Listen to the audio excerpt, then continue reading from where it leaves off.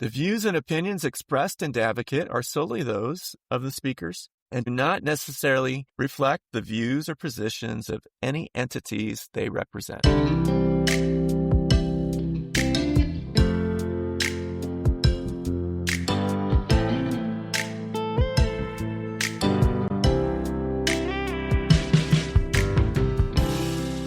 Welcome to Davocate, all about working for the good of others. I'm Craig Walton. I'm Jessie Walton Doyle. And we hope to unite folks from different belief structures and cultures, something that we know a little bit about. I'm Catholic. And I'm a pagan. And so we invite you to explore and share the focus on the value of solidarity, of being one human family in all our differences, and the belief that each of us has the ability to be a unique gift to the world around us. This episode is about grief and life transitions, and today we have a friend of mine who I just think is a wonderful gift, Dahron Annaliese Johnson, a clinically trained chaplain, the Bereavement Coordinator for a hospice serving Middle Tennessee, and advocates for equity and flourishing across multiple communities.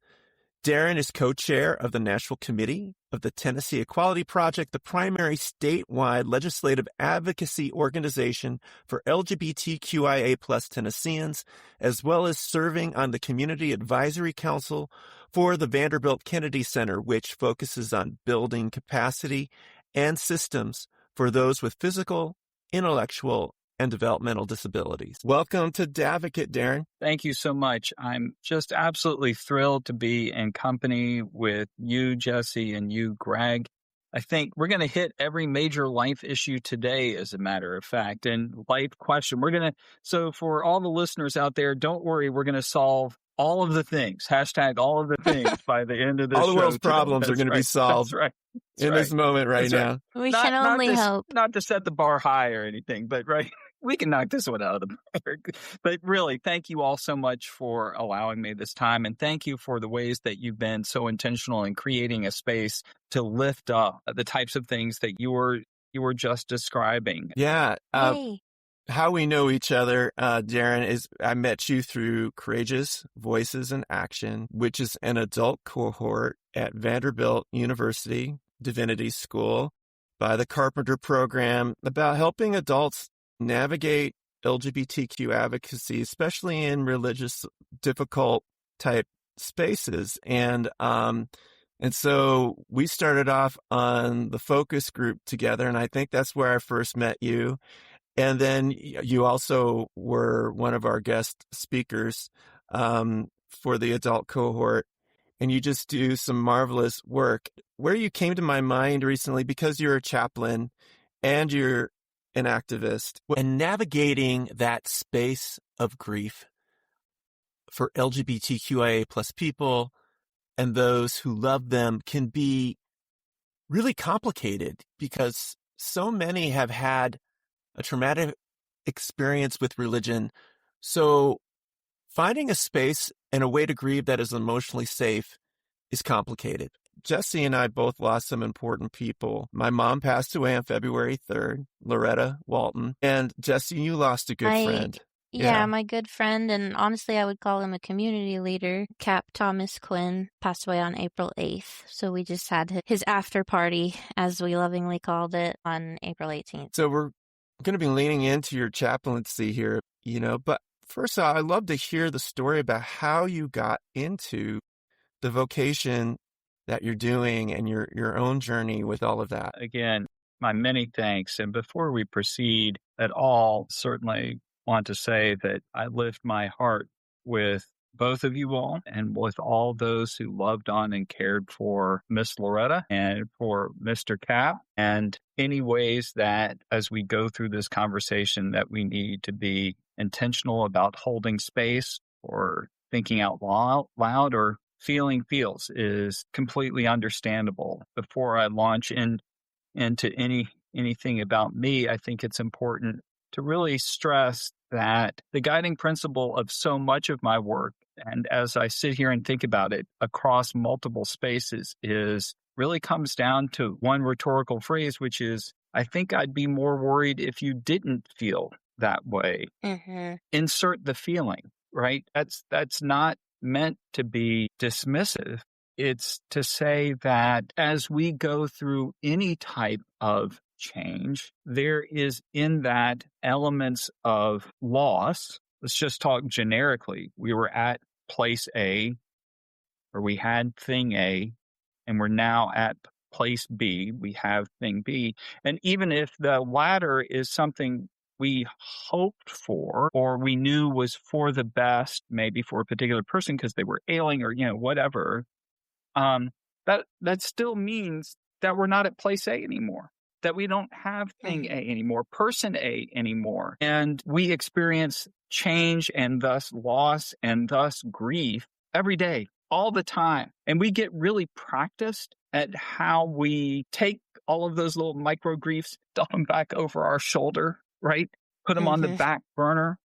But that also means that there's a whole bunch of stuff that we're not even thinking about what we're processing or feeling or trying to navigate. And then when it comes back up on us, it's like, whoa, where did that come from? And again, my response would be, I think I'd be more worried if you didn't feel that way. Because in our deep connections with others, those relationships, those connections contain all of the feelings. They contain happiness and frustration and sadness and laughter and joy and, I don't know what to do with this person and, all of the things, right? And so if we have to give room to ourselves and to each other to say, yeah, of course I'm going to feel that way. Of course I'm going to feel this thing, whatever it is in the moment. And so I say that for both of you all and lifting my heart up with both of you all those who loved both of these dear people and cared for these dear people, but also as a way of understanding how I tried to navigate my own journey, which is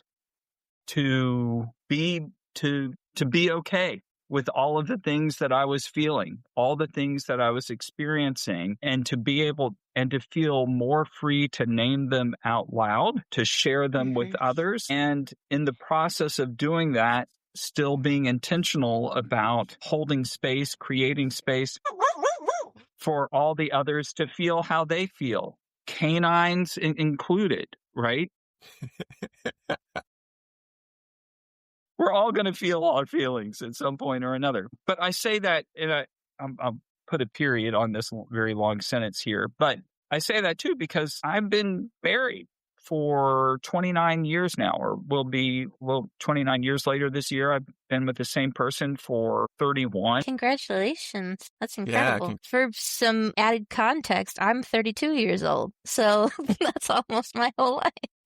And congratulations to you. But I didn't know how they were going to react when I came out just before age 50. And yet I needed to express the emotions that were going on with the realization of this change to the outside world that I needed to make. And as much as I did that, I still needed to hold space for my spouse, for our son, to feel what they're feeling and to express what they're feeling and to express a sense of loss of a particular type of visage and person in the world with whom they understood themselves to have relationship. But I was also going through that too, right? I mean, I was on a crash course in, holding my keys in my hand as I walk across the parking lot and right. And all of those types of things. And liquid eyeliner and... That's right. I still haven't mastered girlhood. I still haven't mastered that one. But that's to say that how we think about how we process change and how we hold room for others to navigate transition and loss themselves is not just going to have an impact when we're talking about the death of someone dear. It's not just going to have an impact when we're talking about our own or somebody else's quote unquote coming out. It's going to have importance and value in how we understand relationship with each other and how we do relationship with each other every day, in every moment, because change and loss and grief are with us always. Maybe that's what a bereavement coordinator is meant to say. A chaplain who deals with grief all the time is meant to say. But I think about, like, if I go to the coffee shop and the barista who I, had that little routine with in the morning every day, they knew my coffee order, and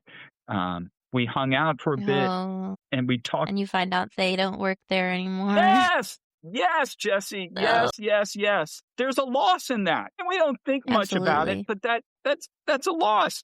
And we pocket those micro losses, and we're all walking around with variations of those Mm-hmm. every day. So how we think about how we hold space for ourselves, how we honor any and all emotions for ourselves and others in navigating change and loss and transition. It's not going to be just transition, and it's not going to be just Mm-hmm. death. It's going to be everything. It's going to be everything everywhere, sometimes at once, sometimes in sequence, but it's definitely going to be # all the things. Yes. I was hoping we'd go in this direction, actually, because something that I hear a lot from parents who aren't expecting their kids to come out with a new gender identity is that they say, I feel like I'm grieving the death of my child or who I thought my child would be. And it is something that I'm not going to share too many details because it's not my story to share. But when I was still with my ex and she was going through her transition, it is something that her parents said and her brother said about her coming out. And at the time, it made us so angry because it was like, why can't they just see her for who she is now? And like, she's still their child and she's right here. But I do understand that the nature of our podcast, a lot of parents are going to be listening in and might be feeling just that. And I do want to hold space for, it's a big change to wrap your head around. And those feelings are valid, but I do want to encourage parents to reach out to their child because they are still here. And they are also grieving who they used to be and how your relationship used to look. And it can be hard to hear, I feel like you died, when you feel very alone in the world. Mm. Yeah, and I didn't really feel like any of you died, Yeah, right?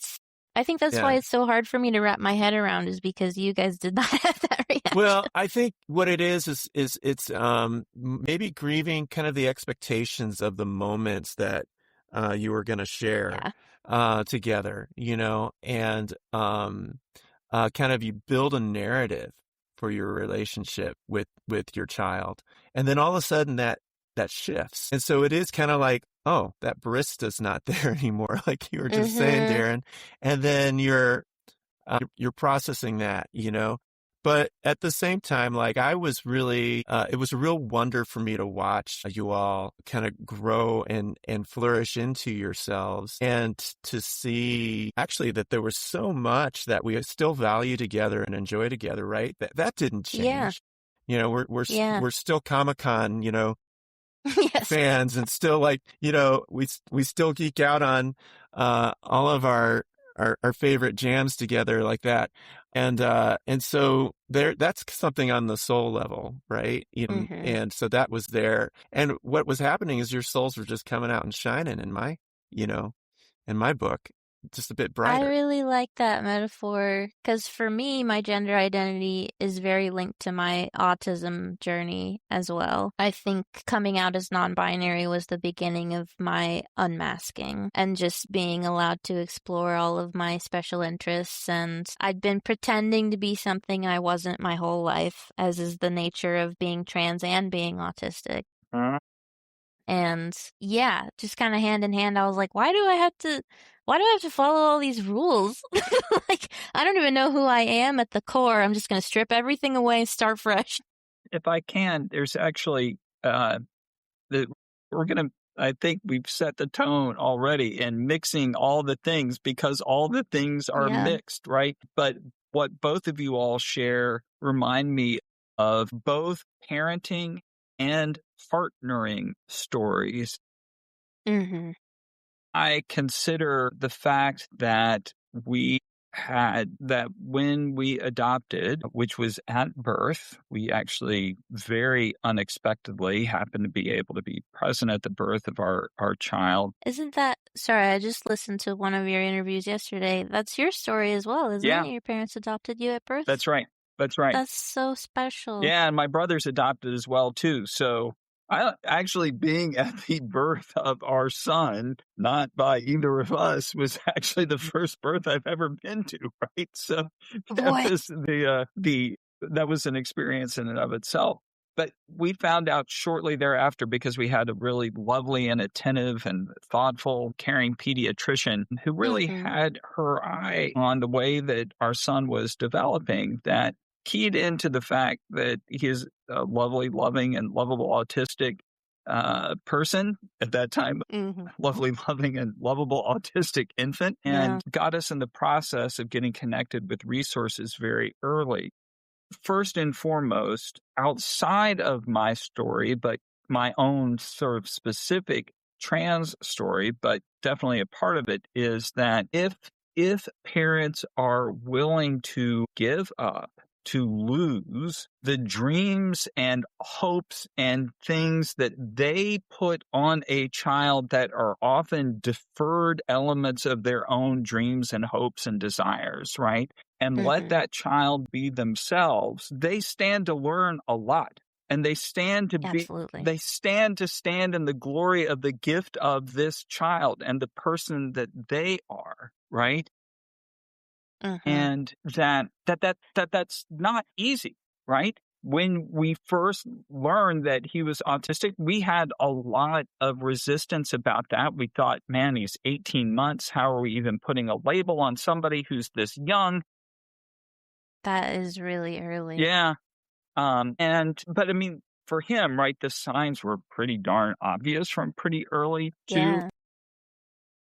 But I hear both truth and our unwillingness to sort of shoehorn him into a category. That's the way I was thinking about it at the time, right? And worrying about if that turned out not to be the case, how would that have an impact on him growing up and how he was perceived by others growing up. But I also have to be honest that part of that hesitation was in envisioning a type of relationship with this child and an ability to be a specific type of parent with a specific type of child that I had already predetermined in my envisioning that was really blocking me from being able to see the child that was in front of me, right? And that I often say that for all the challenges, I only wish that more parents had the opportunity to be a parent of a child of almost any type of difference,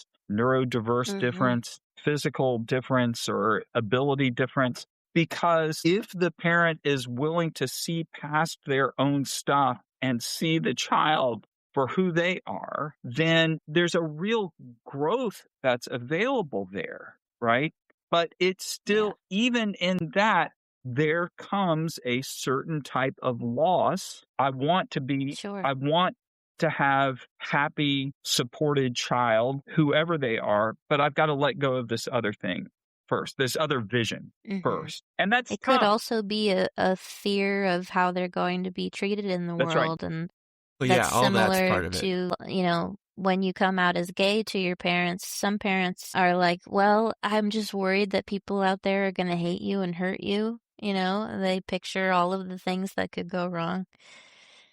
And that's a valid fear. And what's interesting to me there is our willingness, and this will tie into the sort of partnering story part of this, is how most parents, hopefully, realize that processing with their child, or maybe more accurately, at or to their child, these differences, these disabilities, for example, that are not of their own making, right? Not of their own choosing. Like, well, I just didn't want you to be autistic because I was worried about how the world would treat you. Or I was worried, I just didn't want you to have cerebral palsy because of the way that I worried that you treated the world.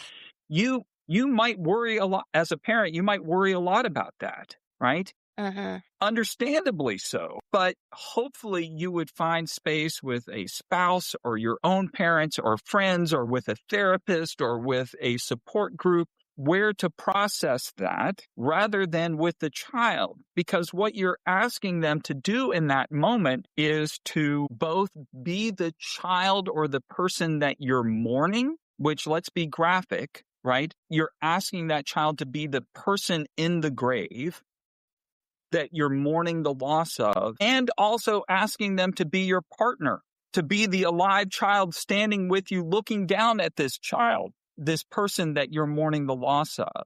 And one of the toughest things in the process of my transition, especially since a big chunk of it happened over lockdown, is I was in close proximity with my partner the entire time, right? And wanting so badly to be this, I'm being a very measured and thoughtful and considerate person right now, right? Besides the fact in relationship, we hope to be able to let our guard down a little bit and be sort of truer version, not truer, but less socially structured and encumbered people for a little bit, right? Plus, I was developing that newest iteration of me socially and relationally.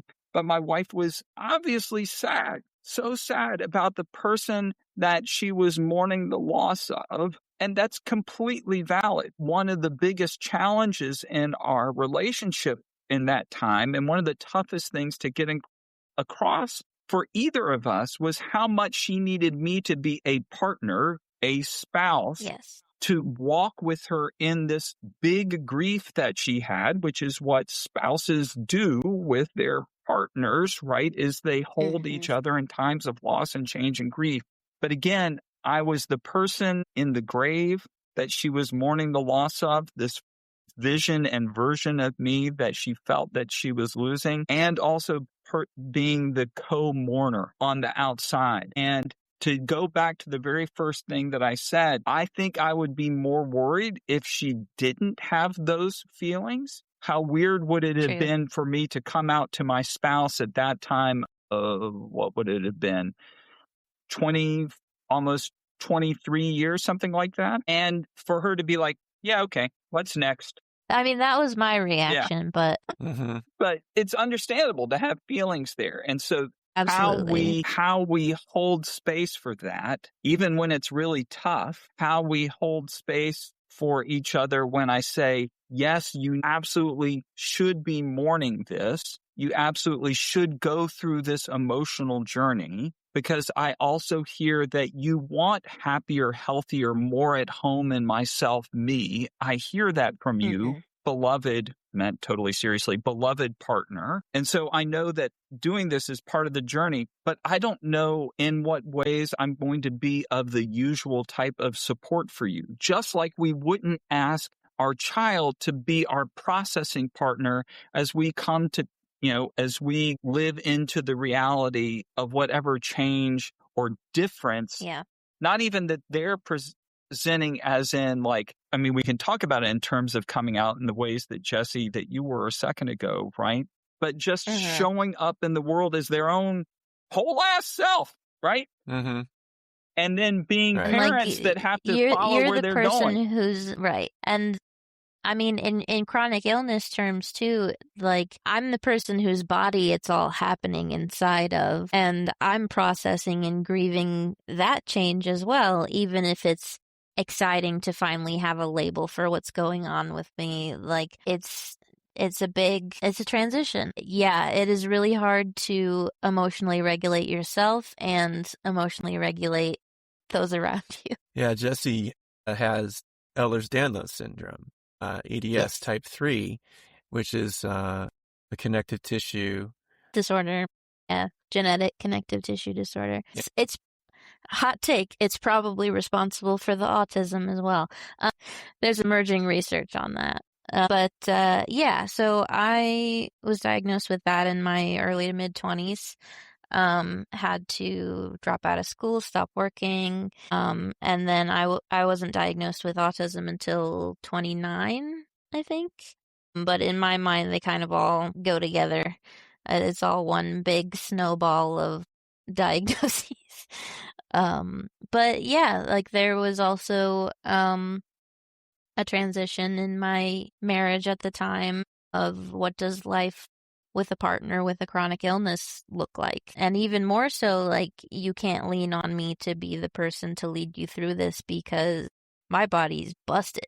I will say that one of the things that I think about a lot and actually that I've then ended up writing about as far as sort of policy and advocacy language too, is the limits of our language around pain, right? That at the points that we are feeling, there's a lot of writing around this. I'm not introducing anything particularly novel, right? By saying that at the moments that we feel pain and need to share what that experience is with others to help ameliorate that discomfort, to start feeling better, whatever it happens to be, right? That language fails us. That as empathic as I want to be as an outsider, there's no way that I'm ever fully going to know, with a kind of capital K in, what it is that anyone else is experiencing, but most especially the person who's trying to share with me their embodied pain. The fact that we have so many different sort of surrogate systems when we go to the doctor's office, we have our numbers scale, right? Because we know that language doesn't do a great job, but then the number scale doesn't do a great job either. So then we have our smiley face to really frowny face scale, and then that one doesn't do a very good job either, right? It just shows. I think the best version of the pain scale I've ever seen is one where 5 was B's and 6 was B's. Oh, I really want to see that one. Actually, this sounds I'll send amazing. it to you later. I think 9 was like mauled by bear. This is so important because this limitation is important to make a sort of transition to a different part of the conversation, and we can stay wherever we need to say. But while we're here, right, that all pain is available to others through report, through some way that person is able to communicate what it is that they're experiencing or not. Old news to say that 5 on the pain scale is not the same for everybody. Some people say 5 and they walk around in 5 and go to the amusement park and whatever else every day. Me. Yeah, and some people say 5 and they won't get out of bed, right? Neither of those things are wrong, and they're only available to us through the report of that person. And yet, when it comes to the type of embodied discomfort and experience of themselves as themselves, all of which is only available to others through the ways that person themselves shares it, not just through language, it could be through facial expressions or poetry or dance. That's only available to us through the self-report of that individual. And yet, when it comes to policy around trans and gender diverse lives, it is that very reality, which is true for every single one of us, that is used as an attack on our identities. So that the first time I saw this language, though I'm sure it was used in other legislation elsewhere, is purported pain, asserted identity, asserted pain. And I keyed in. Which kind of has the implication that it only exists inside that person's head.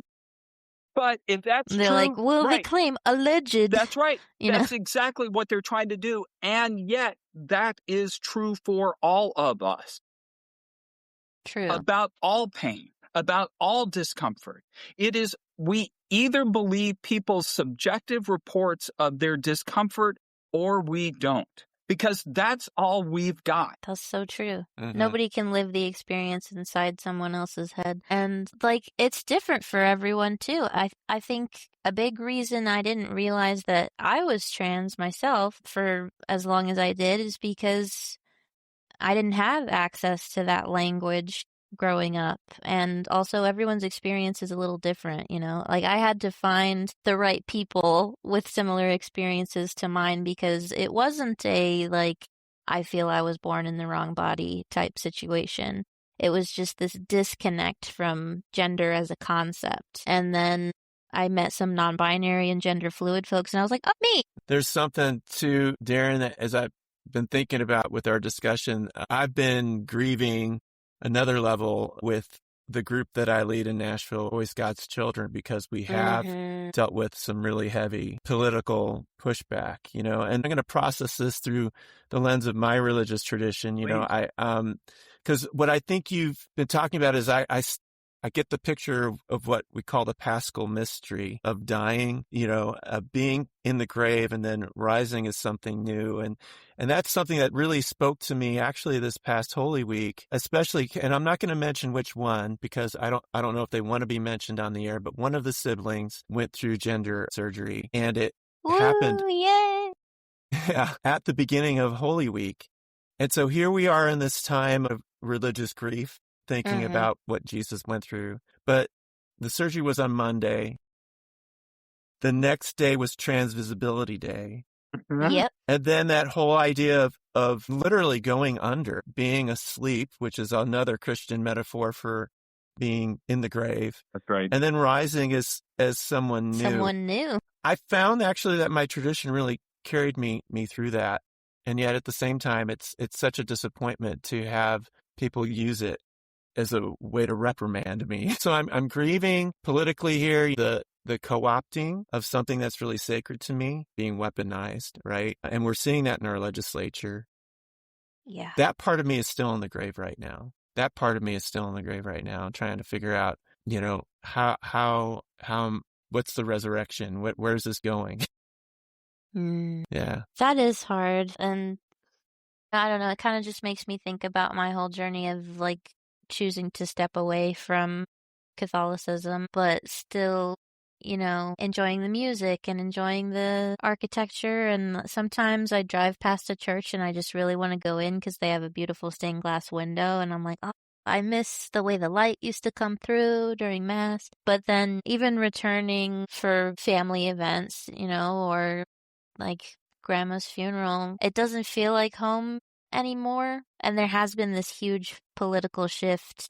And it felt like a betrayal because from my point of view, and Dad, probably from your point of view as well, we've stood still and everyone else just kind of moved around us. We're still on the same path of following the golden rule that we've always been on and trying to make the world better. And it kind of felt like everybody else abandoned me in that, or there wasn't necessarily a choice to step away. I just knew I didn't fit anymore and it was gonna be too sad to keep going back and to keep trying to be myself in that environment. So I did graciously remove myself, but it didn't feel like leaving, if that makes sense. And then I'm not too political, but I think it's pretty clear where we stand on this podcast. And so, the 2016 and 2020 elections were a big source of upheaval and, people you thought loved and trusted you revealing opinions that just felt like utter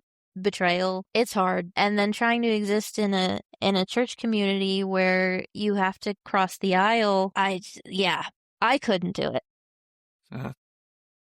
But I'm contributing as much as I can here. How loaded that phrase cross the aisle becomes within this particular conversation, too. True.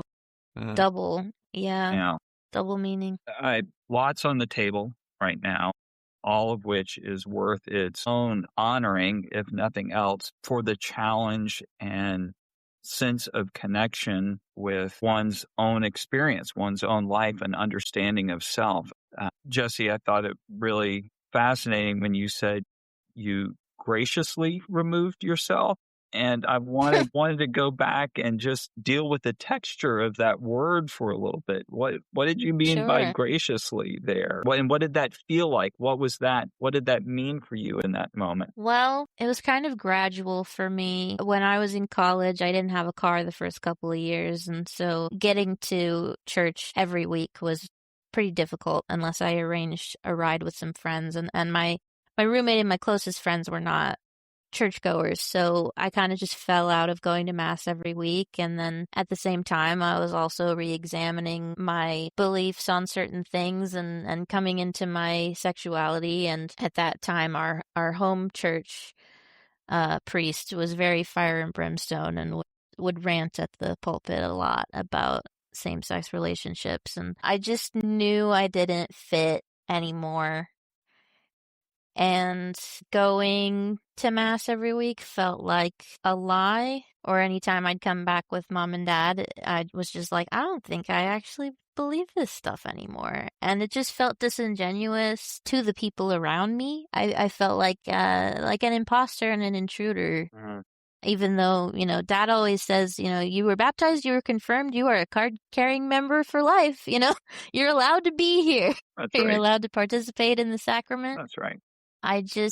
I knew it wasn't me anymore, and it didn't really feel like a decision for my own happiness, but for like respect of the religion. I was like, this isn't me anymore, so I'm going to step away. And Greg, not to be so intentional in the segue, but it really does create kind of maybe a fruitful conversation point here too, right? That Jessie's describing sort of the move from within to without, from inside to outside, right? And that this part of the conversation started talk with you describing how you and this group of folks who have been intentional in trying to find ways to stay within have tried to find ways to navigate faith and feeling, parish and parenting, as it were, right?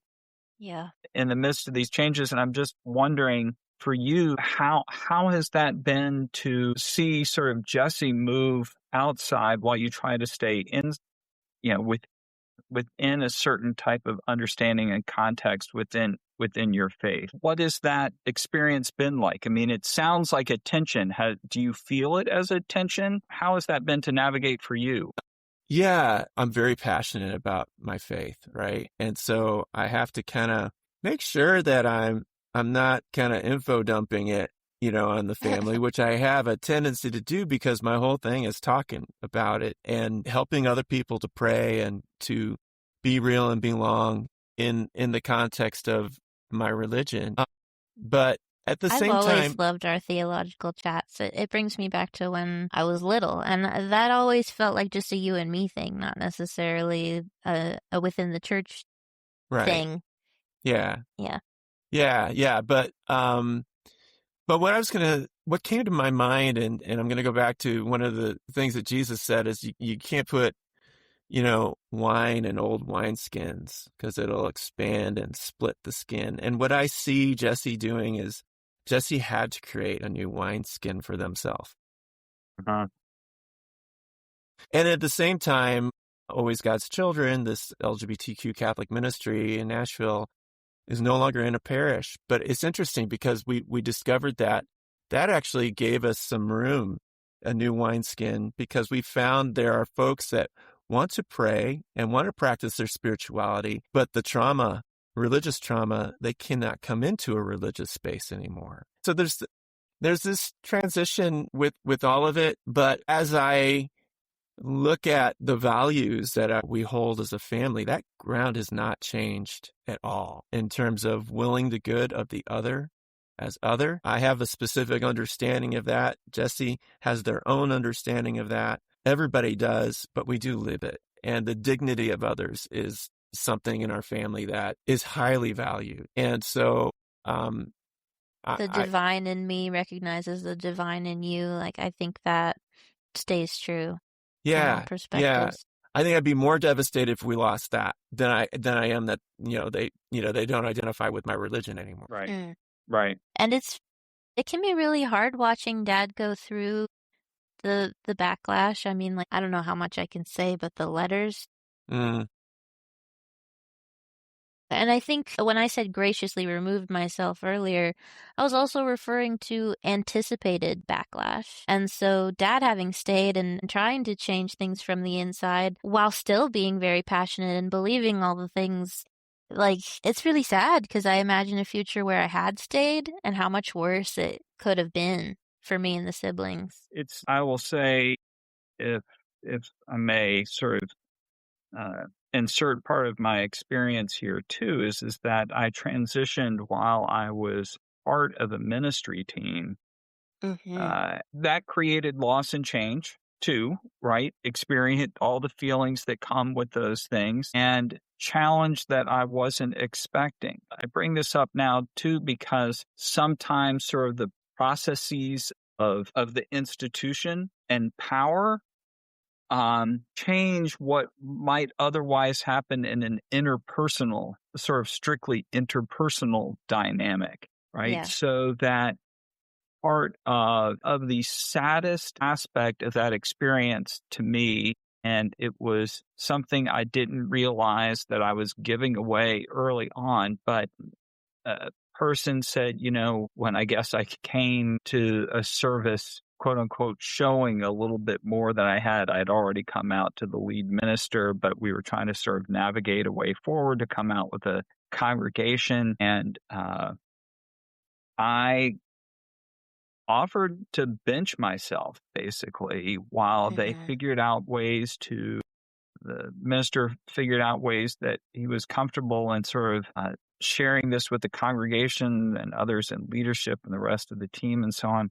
But then that kind of dragged on forever. And I felt like I had given my story over to him as a part of that processing. And then when at the point where things really needed to sort of go to the next stage, instead of recognizing that there was maybe some longstanding issues and that the loss and feelings of loss and change had brought up around gender roles and identity and people's affectional orientation, sort of all of the open and affirming, what we would call United Church of Christ, or those open and affirming conversations, got translated into leadership questions, which felt to me like bypassing all of the bigger issues on the table, like how are we going to handle this from a leadership point of view? And I was so disappointed in the ways that the institution and a particular type of institutional thinking ended up being the voice of the individual rather than that person's feelings being the thing that we were actually dealing with on the table, in the moment, in between us, that this process that they felt like they could use to move through this thing that they were uncomfortable with became the mechanism for talking about my transition in a way that disempowered me and gave power back to the institution and changed the entire tenor of the conversation, including talking about the senses of loss and grief and change, and the theological conversations that you all were describing as being the most valuable to you all, which is the divine in me sees the divine in you. My sort of secular way of talking about that a lot of times is, what would happen if we simply treated difference qua difference? If we just treated it as this thing that we know is inherently going to be between us, you are going to be you and I am going to be me, but we're not going to put a value judgment on it, right? That your difference is somehow good or your difference is somehow bad. And then we've got to navigate what those value judgments mean about the difference instead of finding ways, and I know this is a little bit muddled thinking for me, but they're all very connected. So hopefully someone out there in listener land will help put the pieces together of the jigsaw puzzle in their own mind. That something that I have strived for throughout my career and my work, and I think that we've touched on in a variety of ways throughout this thing, is how do we help folks feel like they have the central voice to their own stories. So when I'm a chaplain and there's chaos all around the bedside and the doctors are trying to be doctorly, right? And they're paternalistic or saying, okay, this is what we're going to do next. And then the family comes in and they've got their own emotional energy and things are going on, right? And the patient can kind of get lost in the mix of that, right? Yes. So how do we make sure that that patient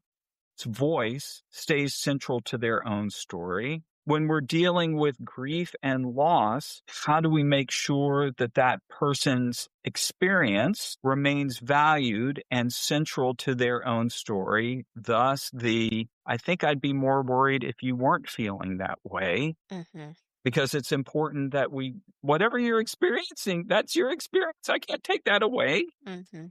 And then that is also then the same type of language that I think we then affirm person's difference, even if we don't understand it, even if the language will never be there for me to understand what it is to feel, be in a body that doesn't click or jive with the notion of gender or doesn't feel at home in oneself and is Right. struggling to find a way to describe that to others. In all of that, we're trying to find ways for folks to stay central, to stay the voice of most experience in their own stories. And then to take that into advocacy too, one of the things that I've been stressing a lot over the last few months is helping folks read through bills and legislation, is to affirm that for all the different ways that we may feel confused and overwhelmed when we look at that, these are things that are going to have an impact on all of us. So whatever you're feeling in that moment as you're reading and experiencing it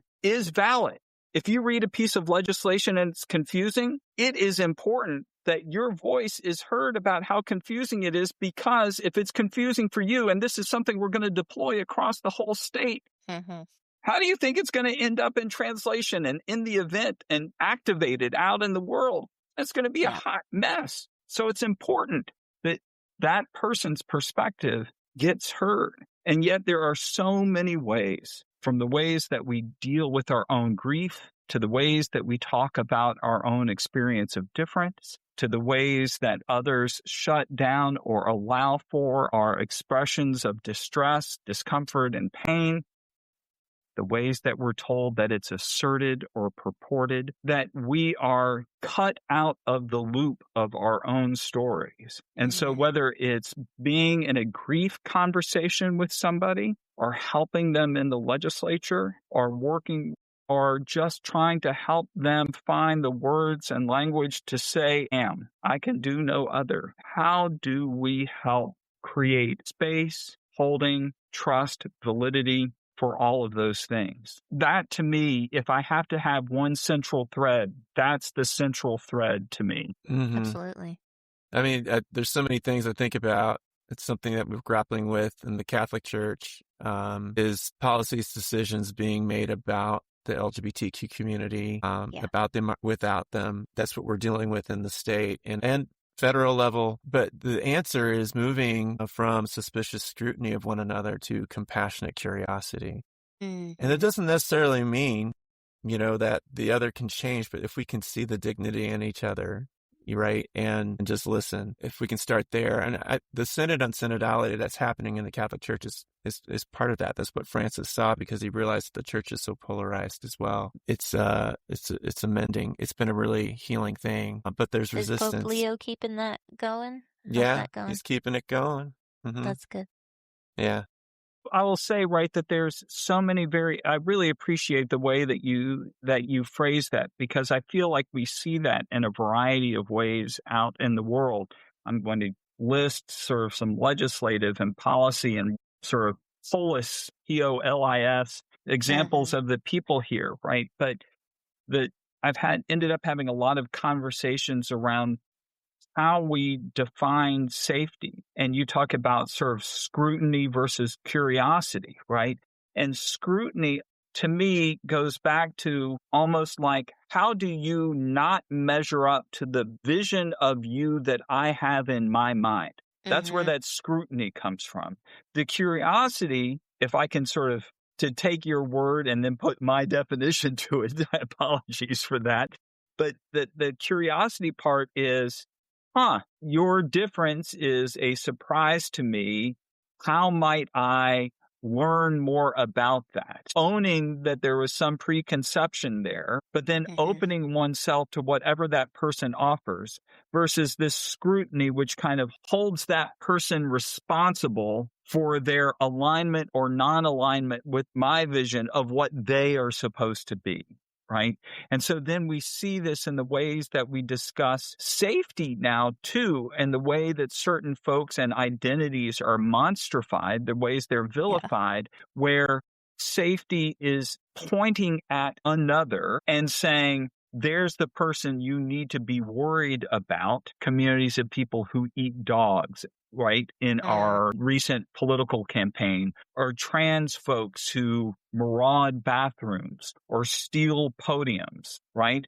That we are othering that person, subjecting them to a certain type of scrutiny that is subject to the ways that we as others are defining them, versus notions of how do I understand and appreciate the gifts of who you are, and how understanding their contributions to our whole might create a communal sense of safety that is born out of a curiosity and appreciation for each other rather than this scrutiny. And we're seeing this from cameras in every space in our world, to the ways that identities and communities are being othered, and then the ways that folks are saying no. Cameras and license plate readers and renditioning our neighbors from the streets, none of that offers safety because it cuts short this possibility of curiosity and mutual exchange and support of the other in their otherness. Support of the different person in their differentness, support of the other person for all the richness of experience that I'll never fully be able to understand because I don't embody it, but I am trying to create an opportunity in which we can mutually share that and learn from each other. I mean, that's the bottom line of the podcast right there. Yeah, it is. And still be in awe of one another. I think that's a beautiful thing. If only we could just all be in awe of each other. Yeah. I wish that would translate more, especially when I try to contact my local representatives with like, hey, this proposed bill is going to impact me and people like me in really specific ways. And I usually just get a canned response that's like, no, it won't. LOL. Like, what? Can you just listen to my lived experience and imagine a world in which everyone isn't exactly like you, please? But we are also, I think it's so important to emphasize that a lesson that I was taught early on in my testimonying career, right, is that and this goes to making the phone call and writing the letter as well, too, though maybe sometimes in more subtle or more hidden ways. But I think it's true across all of those. And it's true. Well, yeah, it's true across all of those, which is to say that, yes, you may be addressing the letter, you may be leaving the voicemail, you may be offering the testimony to this group of legislators, but you're also doing that as a witness and a voice for the community that surrounds and is behind you, and that it is important to do that as regardless of the response. If it is a more public-facing, more open version of that, for others to be able to see and or hear that someone is speaking to that thing. And if we keep on doing that over time, it has the iterative effect of saying, you can keep on saying all these monstrifying things about me that you want. You can think that I'm vile until the days come home, but guess what? I've testified. I'm here and I'm just a person. Yeah, and I've testified 16 times over the last 4 years. And guess what? This building hasn't exploded. The world hasn't caught on fire, except for the ways in which you yourself have made it catch on fire. But, right? And all of the things that you're attributing to the sort of downfall of creation, because I happen to be in the room or gender expansive folks happen to be in the world, keep on not happening. And I keep on showing up. And there's a powerful implicit thing happening in that moment as well, too, right? That's not the argument of like, I'm here and I exist. We just keep on being there and we keep on existing, which is its own evidence that the awfulness that other folks try to perpetuate keeps on being not true. And at the same time also offers the benefit of offering voice and witness for ourselves and the rest of the community, demonstrating that when they can't show up and be present, that somebody is. And that is part of our own work of making sure that our own voices stay central to our own stories, regardless of how they're received.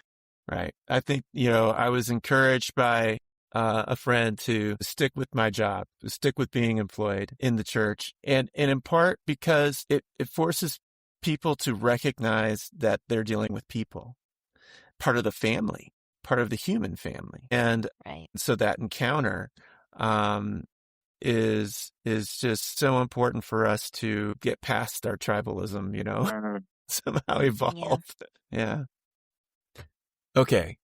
Can you believe it? But we have been talking for almost an hour, and it's time for us to wrap up. We've been on a journey here, folks.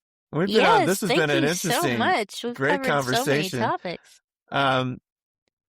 So, friends, our guest is Dahron Annaliese Johnson, chaplain. We've been talking about grief. Dahron is also a trans activist. We've been talking about activism and coexisting with each other. Dahron, thank you for being on Advocate with us. This has been a absolutely lovely conversation. All I could have wished for and more. I hope that you all feel the same. I found myself saying the other day that what helps me feel safe is when people are sort of thoughtful and imaginative at the same time. And so know that when I say that this has been a thoughtful and imaginative conversation, that is of the deepest honor in a place in which I have felt held and deeply safe in your good company. And I so appreciate the conversation that we've been able to have because of that. Me too.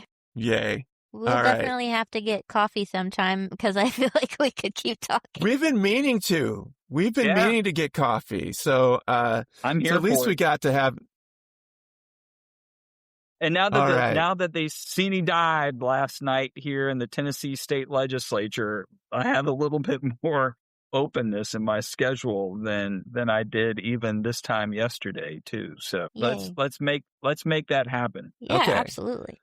We will. Right. We will do that. I know, Greg, we keep on saying it, but now we're holding each other sort of in a mutual accountability circle of coffiness here.